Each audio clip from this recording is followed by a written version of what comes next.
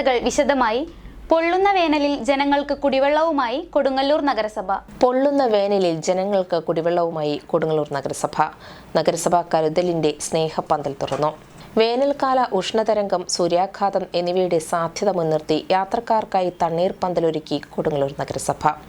യാത്രക്കാർക്ക് സംഭാരവും കുടിവെള്ളവും വിതരണം ചെയ്യുവാൻ കൊടുങ്ങല്ലൂർ വടക്കേനടയിൽ ആരംഭിച്ച തണ്ണീർപ്പന്തൽ നഗരസഭാ ചെയർപേഴ്സൺ ടി കെ ഗീത ഉദ്ഘാടനം ചെയ്തു.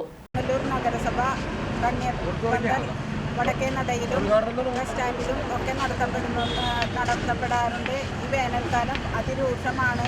ജനങ്ങൾക്ക് വെള്ളം കിട്ടാത്ത ഒരു അവസ്ഥ വരരുത് എന്ന ഒരു കാര്യം മനസ്സിലാക്കിക്കൊണ്ട് തന്നെയാണ് കൊടുങ്ങല്ലൂർ നഗരസഭ ഇങ്ങനെ ഒരു ഉദ്യമം എല്ലാ വർഷങ്ങളിലും നടത്തുന്നത്. ഇന്നത്തെ ഈ തണ്ണീർപ്പന്തലിൻ്റെ ഉദ്ഘാടനത്തിന് എത്തിച്ചേർന്നിട്ടുള്ള എല്ലാവർക്കും ഈ മോരും വെള്ളം കുടിച്ച് എല്ലാവരും ദാഹം അകറ്റി പോകണം എന്ന് മാത്രം പറഞ്ഞുകൊണ്ട് ഈ പരിപാടി ഉദ്ഘാടനം ചെയ്തതായി അറിയിച്ചു. ചടങ്ങിൽ vice chairman advocate BS Dinal അധ്യക്ഷത വഹിച്ചു. വടക്കേനടയിൽ ഇതിൻ്റെ തണ്ണീർപ്പന്തൽ ഒരുക്കുന്നു. അതോടൊപ്പം തന്നെ നഗരസഭയുടെ ഫ്രണ്ട് ഓഫീസിലും സോണൽ ഓഫീസിലും ഉൾപ്പെടെ എല്ലാ കേന്ദ്രങ്ങളിലും കുടിവെള്ള സംവിധാനം ഉറപ്പുവരുത്തിക്കൊണ്ട് പൊതുജനങ്ങൾക്ക് ആവശ്യമായ കുടിവെള്ള ലഭ്യത കൃത്യമായി ഉറപ്പുവരുത്താൻ നഗരസഭ പ്രതിജ്ഞാബദ്ധമാണ്.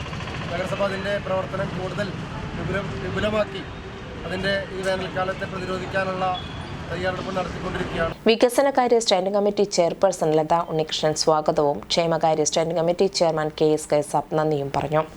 കൗൺസിലർമാർ, നഗരസഭാ ജീവനക്കാർ എന്നിവർ പങ്കെടുത്തു. തണ്ണീർപ്പന്തൽ വേനൽക്കാലം അവസാനിക്കും വരെ നിലനിർത്തും. നഗരസഭാ ഓഫീസുകളിലും മറ്റും കുടിവെള്ളം ക്രമീകരിച്ചിട്ടുണ്ട്.